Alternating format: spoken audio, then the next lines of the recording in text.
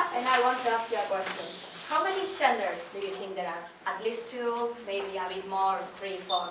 Okay, so according to biology, there are two, but there are some studies that have proven that there can be up to 63 genders, non-binary 63 genders. And then there's some people that think that because gender identity depends on each person, we could have a different gender for each person that has ever existed.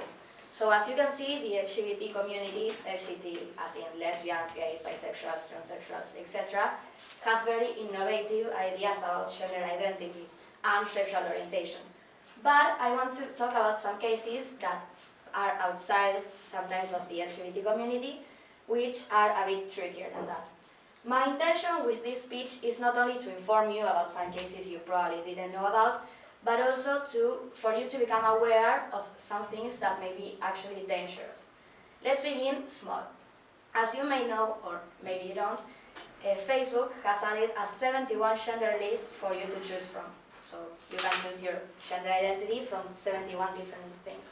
Some can be polygender, non-binary, non-conforming, transgender, cisgender. There are a lot. And as you may think, this can sound weird to some people, but actually it all fits inside gender identity, the gender spectrum, etc. Now, some cases where it gets a bit weirder is, for example, the concept of otherkin. Does anyone know what otherkin is? Well, it's funny. It's a group of people who identify genetically, physically and emotionally as not entirely human. This may be because of genetics, dysphoria of the soul, wait, I have it here, ancestry, or reincarnation. So these people basically identify as ghosts, elves, fairies, cartoon characters, I don't know, demons, angels, etc. Now, it may be funny and weird, and I have actually never seen a person who identifies as any of these, but apparently they exist. But they are not hurting anyone.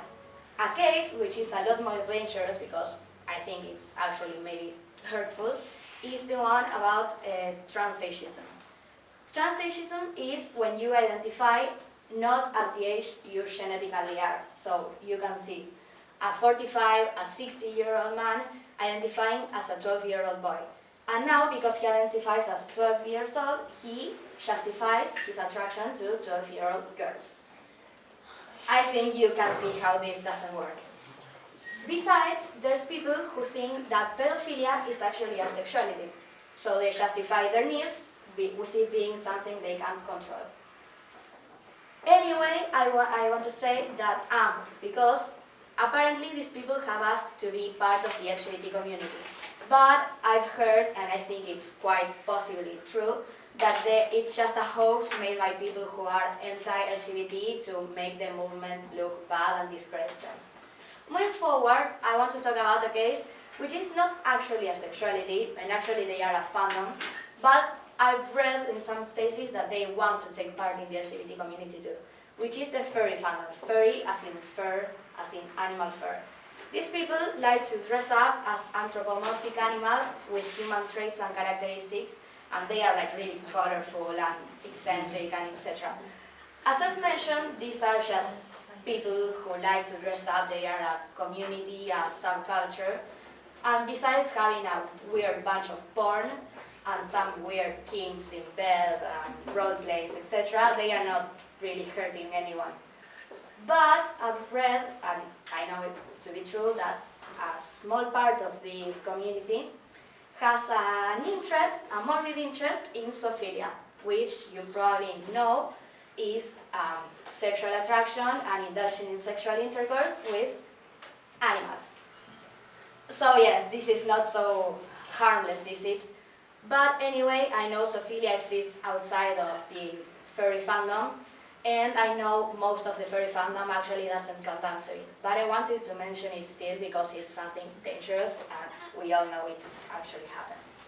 So to sum up, as I mentioned before, if it's not hurting you, why would you get so heated up about sexual orientation and gender identity. Like they are just people trying to express themselves.